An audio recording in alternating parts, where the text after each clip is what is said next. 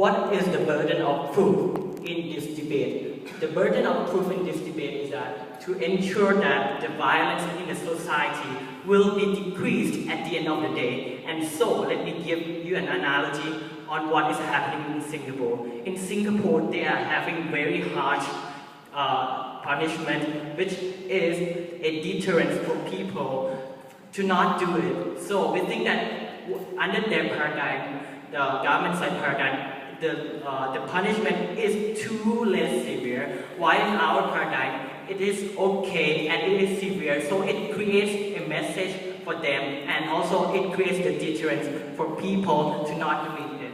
And also, let me talk about the model. We have presented the model that we are going to do as the status quo is, which is do the death penalty if it is just only the first degree criminals, which means that we have clear evidence of people doing those actions. While the model of the government side has came too late with the second speaker, I think that this would have come in the first speaker. Even if it has come, I think that there are many flaws which my second speaker and my fifth speaker has been saying, has been talking about. So, what are our model basically? Our model basically is to do the lethal injection to ensure that these criminals will not be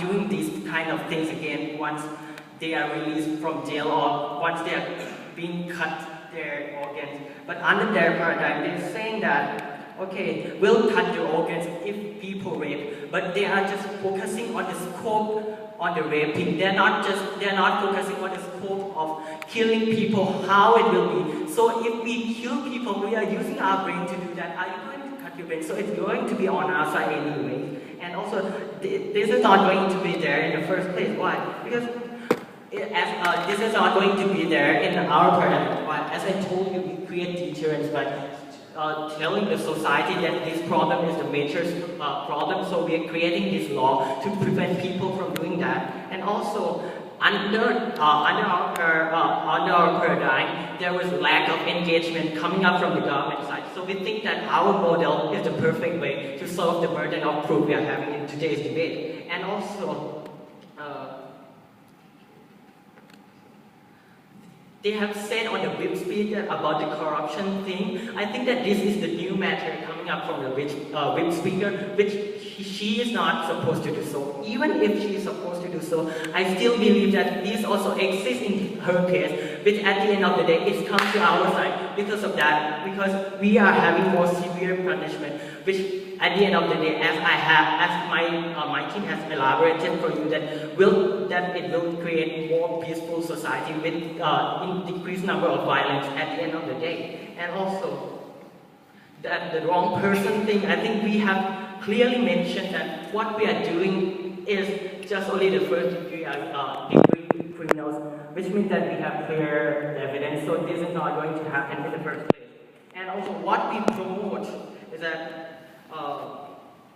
we have deterrence, which decrease people from doing that, and we really have the death penalty, which is 100% prevention from this kind of thing. And they have said they have looked only the scope of the victims, but they have not scoped on the criminal's family.